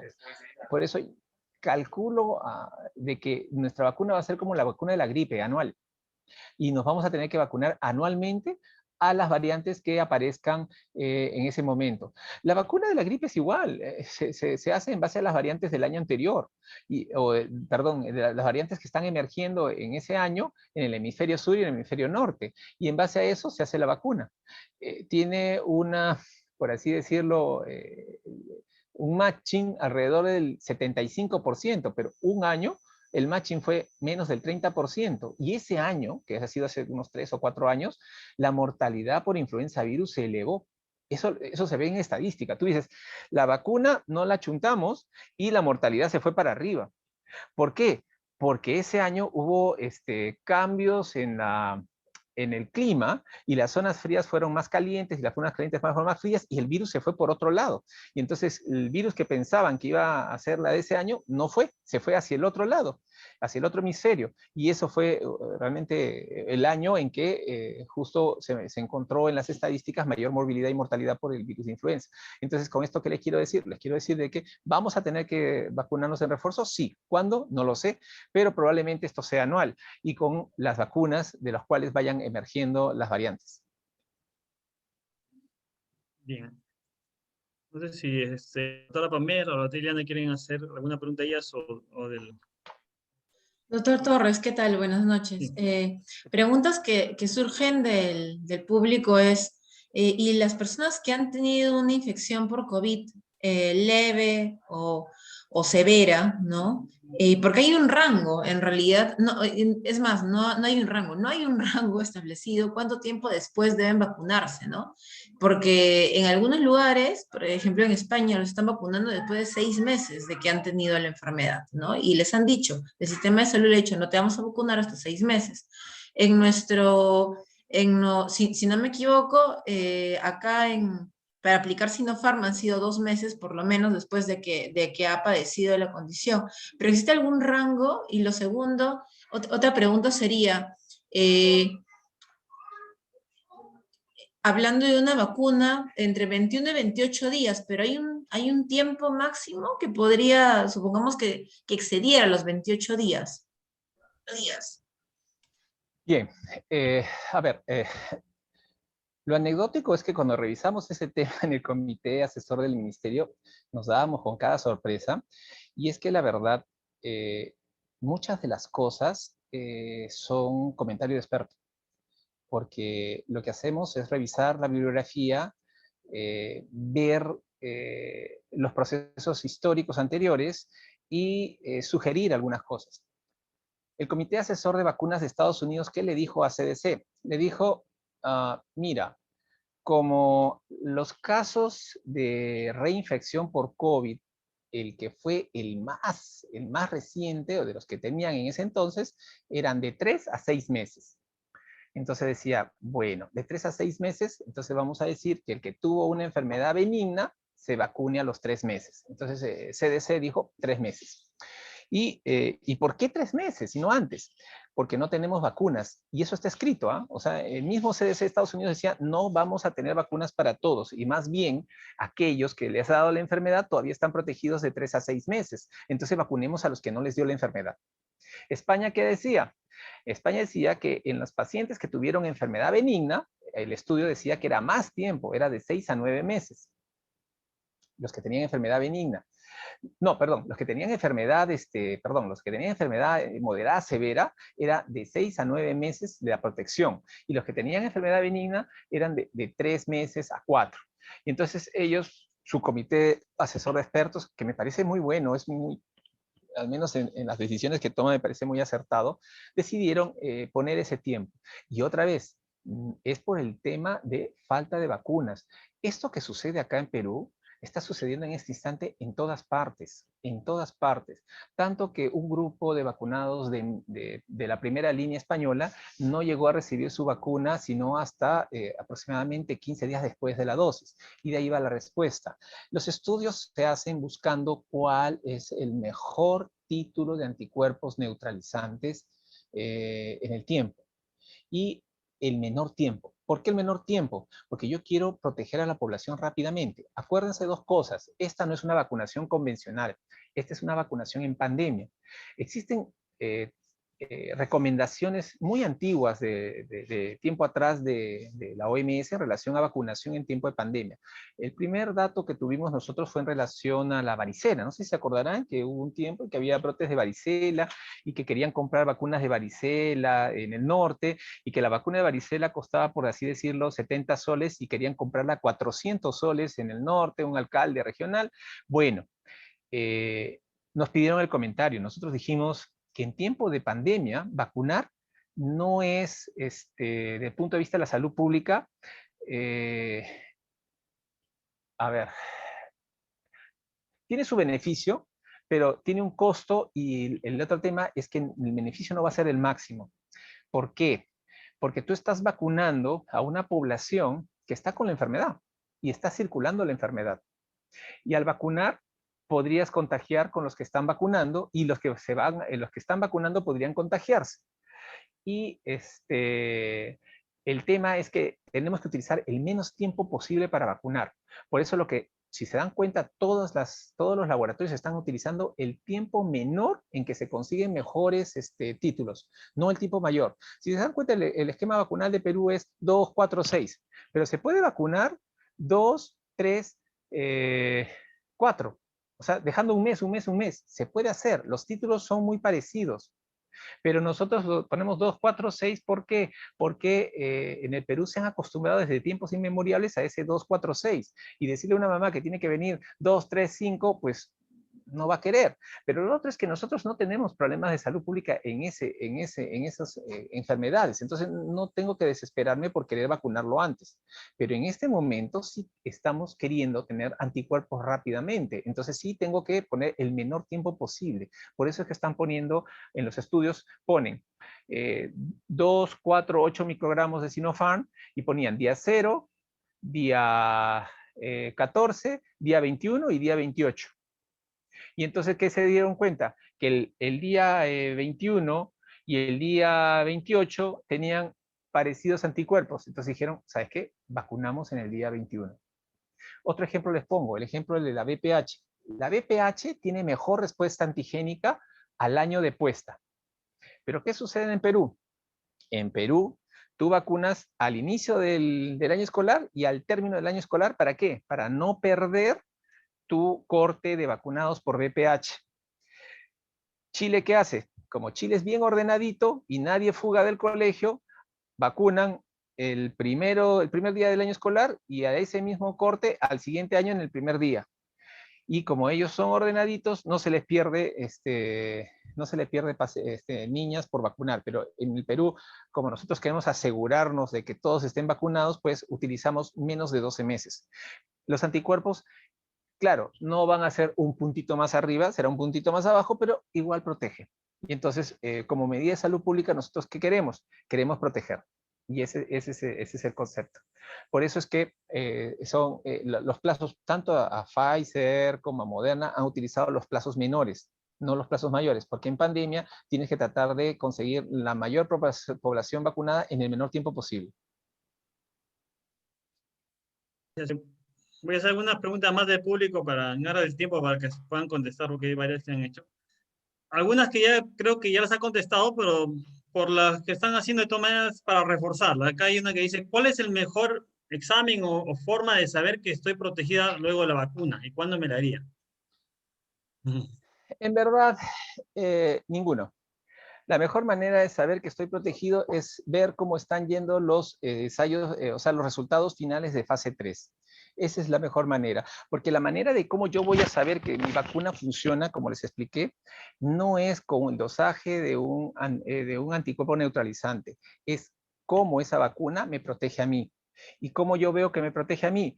Con todos los casos de los vacunados y viendo en qué momento aumenta o disminuye la incidencia de la enfermedad.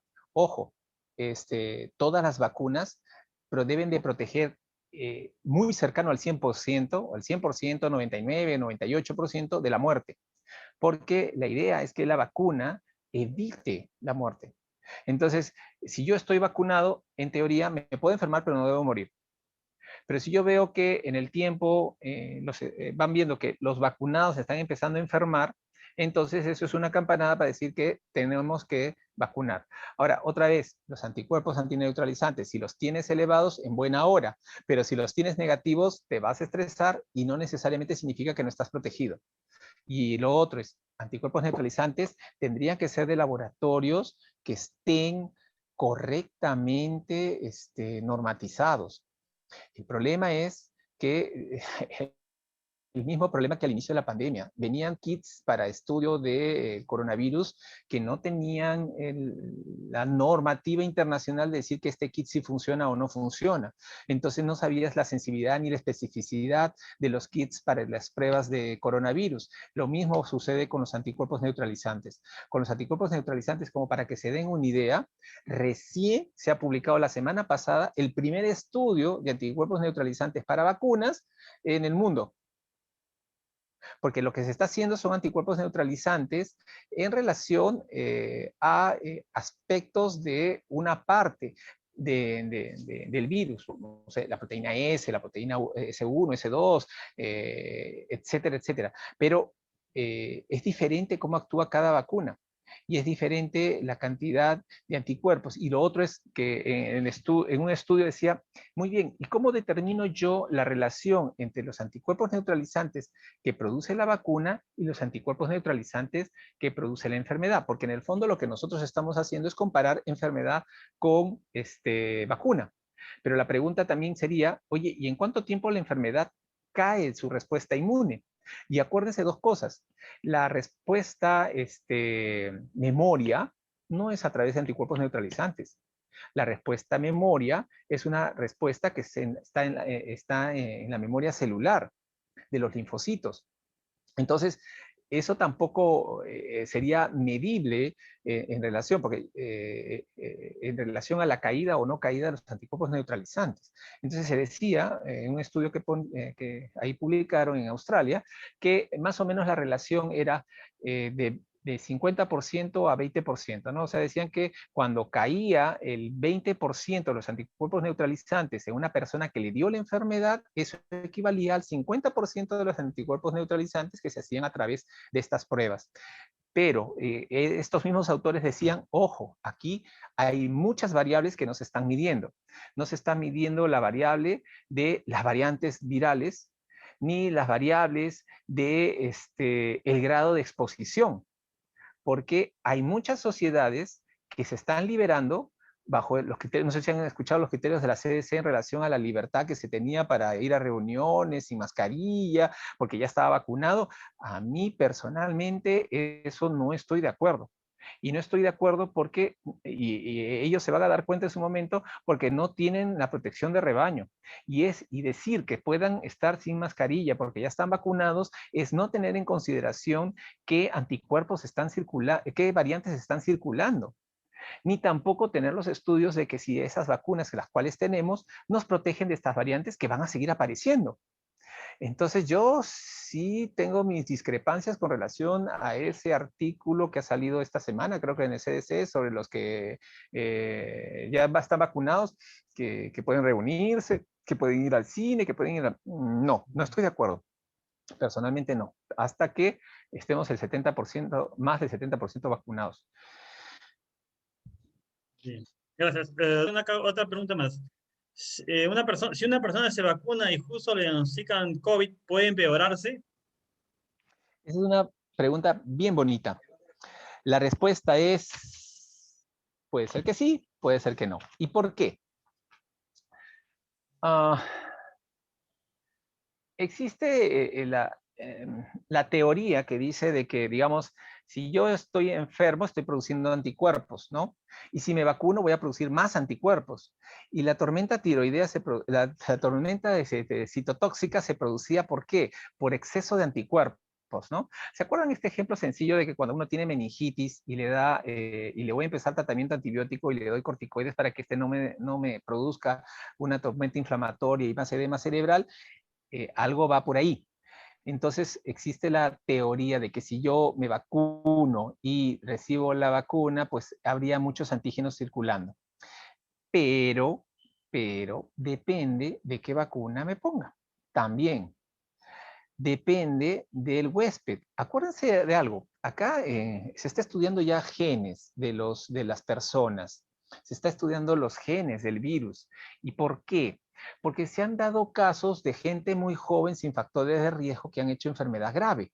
Y todo el mundo se pregunta por qué.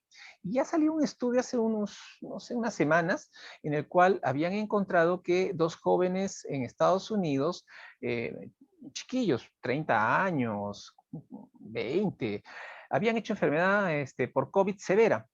Y empezaron a hacer estudios genéticos y encontraron un gen que compartían estos 3 jóvenes. Si bien es cierto, el estudio no dice, esto es concluyente, que es este gen el causante de esto, no, obviamente no va a ser porque es multifactorial, pero ya es una primera campanada que podría decirnos que hay personas que son más susceptibles a desarrollar enfermedad grave.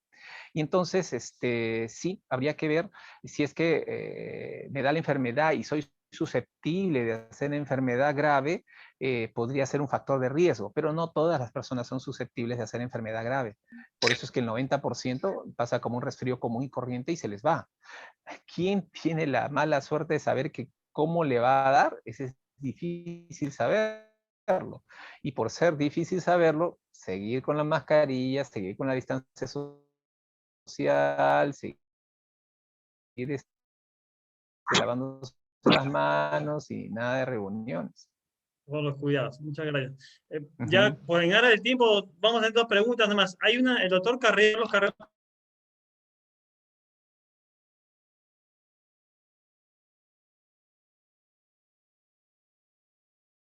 ha pedido hacer la pregunta. Muy bien, Claro. Carlos. Muy bien. Doctor.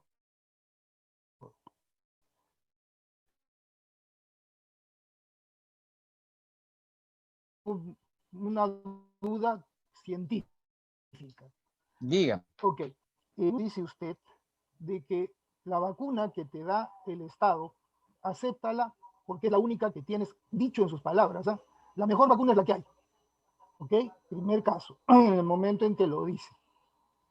Luego seguimos con la disertación y nos empieza a decir que la efectividad que tiene que ver con el riesgo de muertos, con el riesgo de que vayan personas a UCI, con el riesgo de que haya personas que se enfermen en hospitales, eso define la efectividad de la vacuna. Y yo estoy completamente de acuerdo. Una vacuna es efectiva si reduce todo eso. En ese sentido, la vacuna, por ejemplo, Pfizer, tiene 95% de efectividad en su publicación y está aceptado por FDA. Contraparte, tenemos a la vacuna Sinopharm de origen chino, que no sabemos cuál es su real efectividad, que los mejores estudios dicen que ha habido 50 en un país, 70 acá en el Perú y posiblemente 80 en el estudio de Cayetano. No lo sabemos. En ese sentido, si la efectividad es importante, como usted lo acaba de decir en este momento, la efectividad es importante, eso debe ser tomado en cuenta. No es una cosa que se deba obviar, ¿no? O sea, ponte la vacuna que encuentras, la que el Estado te da, no, ese es el criterio de compra de vacunas para la salud pública de todo el Perú. O sea, ¿qué debemos buscar nosotros? Una vacuna efectiva, que ocasione que haya menos muertes. Totalmente de acuerdo, totalmente de acuerdo. Y la efectividad de la vacuna Sinopharm no está publicada en ningún sitio, ni está aceptada por el FDA, ni siquiera está en el NIH de Europa. También usted nos ha dicho de que hay una vacuna que es de una sola dosis, que se llama, creo, Johnson & Johnson, de su propia palabra. Esa vacuna es monodosis. ¡Qué bueno! Llega a cualquier parte del Perú, necesita 8 grados. ¡Qué bueno! A menos dosis de vacuna, menos gasto para el Estado. Ok, no sería, y esa vacuna Johnson, por si acaso, sí está aceptada por la FDA, está siendo monitorizada por FDA, una institución muy seria. Mi pregunta es simple, por lo dicho por usted, y con todo el respeto del mundo, doctor, porque yo lo único que tengo es la preocupación de la salud pública del Perú, y nuestra institución es regente, o sea, tenemos que hablar. Si en este momento nos callamos, somos responsables de lo que pase en todo el Perú. En ese sentido, evaluando sus vacunas, que a las cuales usted nos ha presentado, yo pensaría como miembro como un comprador del Estado. Señores, compren la vacuna Johnson & Johnson, pues.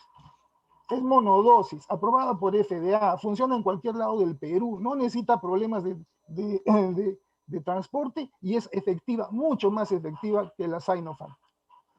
Listo, hasta ahí estaba esa parte. Y la otra, tengo como médico otra preocupación.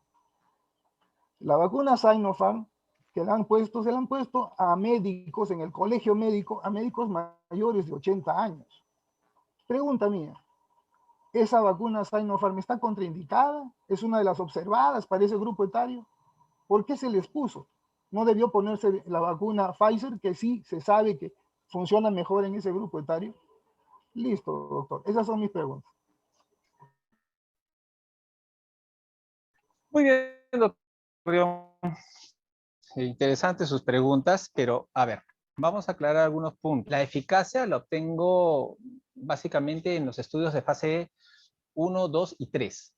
Pero al término de la fase 3 voy a tener la efectividad. ¿Qué cosa es eficacia? Eficacia es la posibilidad de hacer enfermedad, cualquiera que ésta sea, con la vacuna. Entonces, Pfizer tiene una eficacia efectivamente del 95%, Moderna del 94%, Sputnik 91.6%, Oxford 62.90, porque hubo un problema con su trabajo de investigación y finalmente pusieron como 70, Sinopharm 79.4%, dado por el estudio que se publicó en la revista Lancet en diciembre,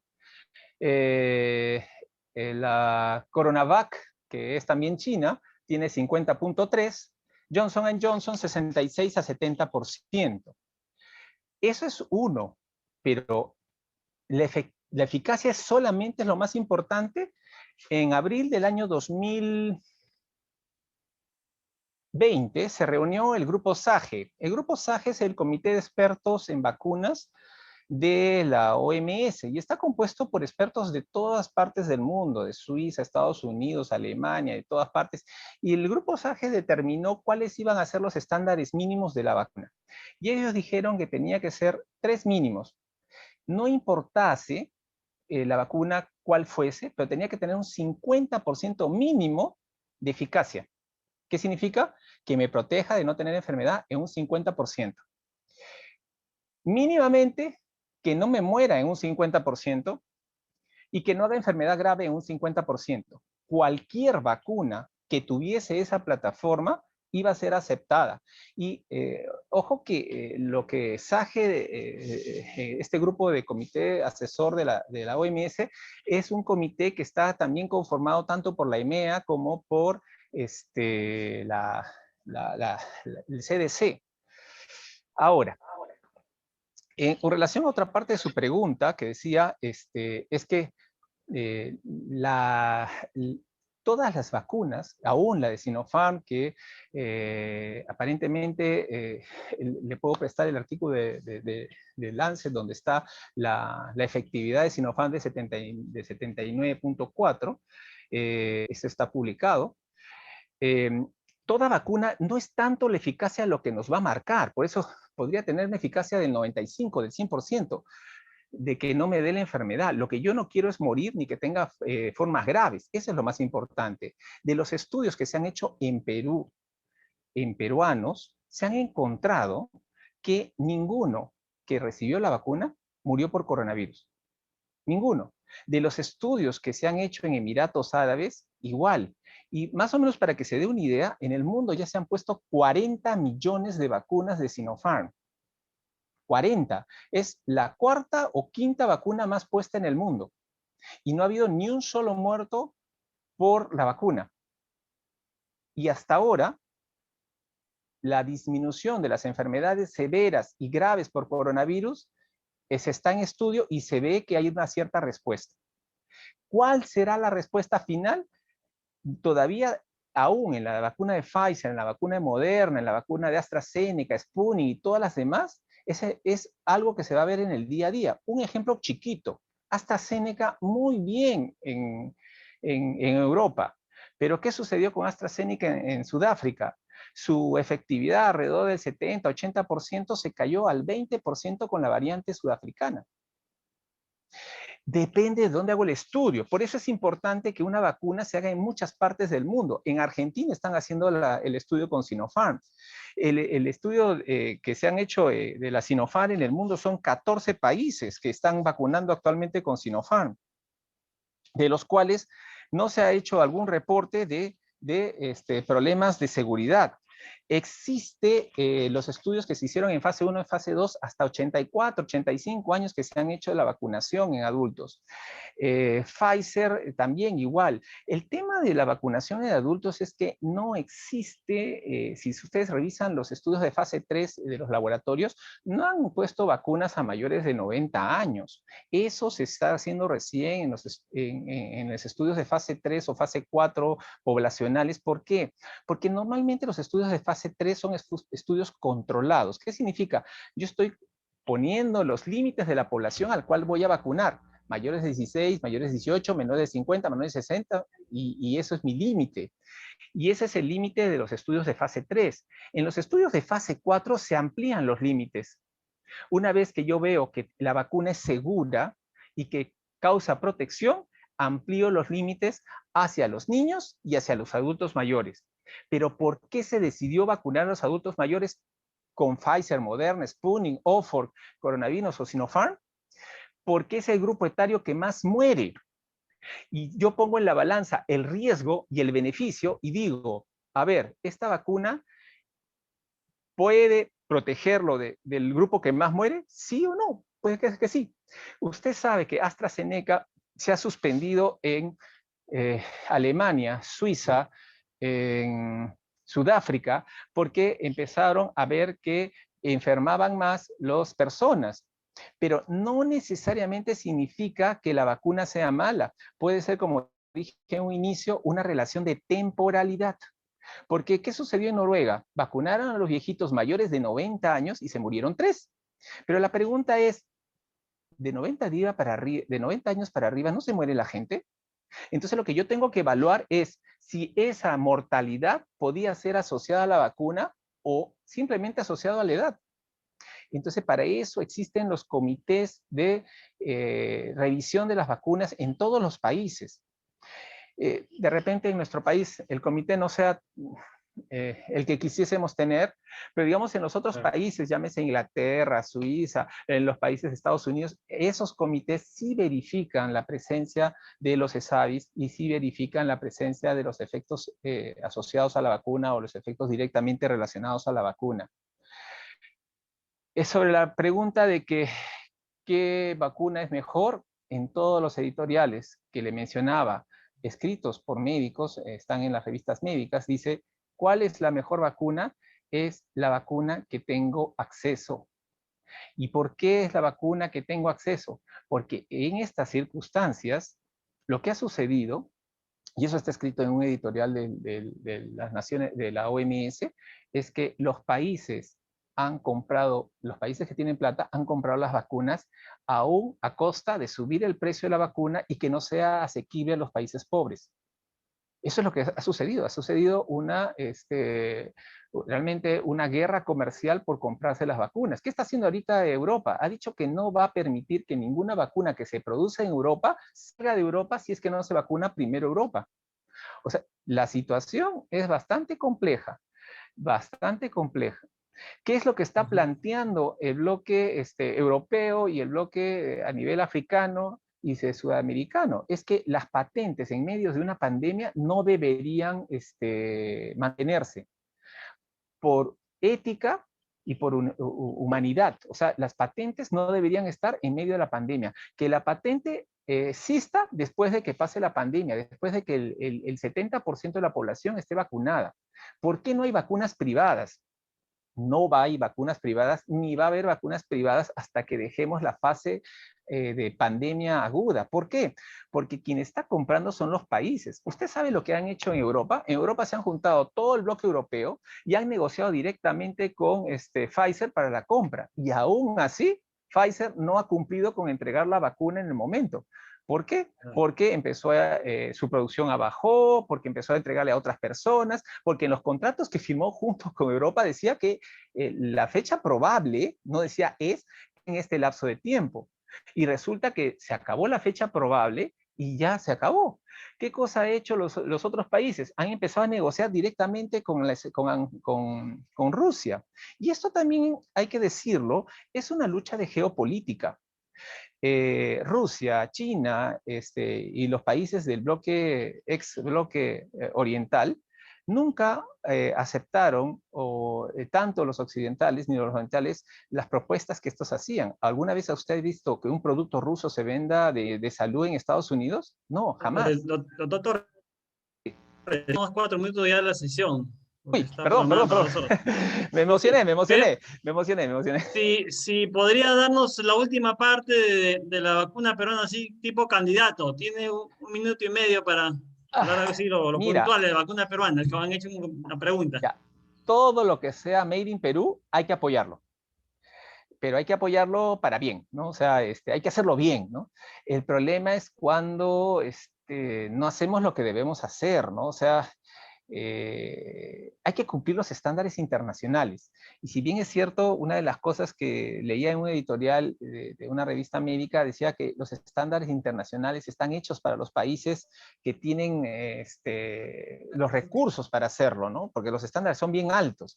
Entonces, la vacuna peruana se encuentra en la fase término de la fase clínica, preclínica, o sea, ya terminó la experimentación con animales. Y entonces, ¿qué es lo que toca ahora? Pasar a la fase clínica, pero la fase clínica es carísima, es costosa. Imagínense que a cada uno de esas 100 personas que yo entro al proyecto, tengo que ponerle un seguro, que puede ser por vida. Porque imagínense que Dios no quiera, pero le pongo la vacuna y le da una parálisis cerebral y queda paralítico por el resto de su vida. La vacuna tiene que tener un seguro capaz de resarcir eso. Entonces, cada persona que entra en un trabajo de investigación tiene que tener un seguro de vida, un seguro médico, precisamente para proteger la integridad del que entra en ese proyecto. Y un paréntesis cuento, para que negociar las vacunas se pedían seguros de vida para todas las personas que iban a entrar en las vacunas por países. Por eso la negociación con los laboratorios ha sido muy dura y difícil, porque decía, nosotros laboratorio no nos encargamos de ningún problema. Yo te doy la vacuna y si algo pasa con la vacuna, tú eres responsable.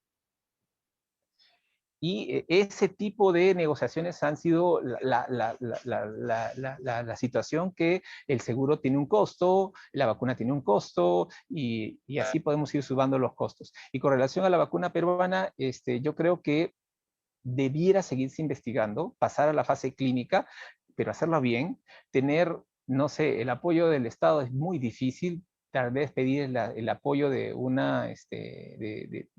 capitales externos, o sea, plantear como proyecto a un laboratorio de peso, podría ser no sé, Pfizer, Oxford, no sé, buscar un laboratorio de peso y presentar el proyecto y ver la manera de cómo seguirlo. O sea, la idea es avanzar, avanzar y avanzar.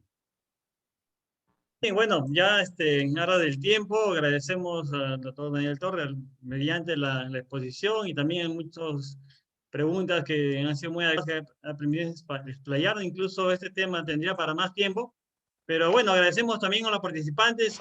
Ha habido un poco más de 80, casi cercana a la eficacia de promedio de nuestras 2 vacunas, y bueno, estamos contentos por eso. Muchas gracias. Saludos a todos. Por favor, hemos dejado un link de asistencia en el chat. Si pudieran, por favor, terminar de llenar el link para la asistencia. Muchas gracias, doctor Daniel Torres. Muchísimas gracias y felicitaciones. Gracias. Muchas gracias por todo. Excelente Doctor presentación. Torres, excelente charla. Gracias. Gracias. Bien. Hasta luego. Hasta luego con todos.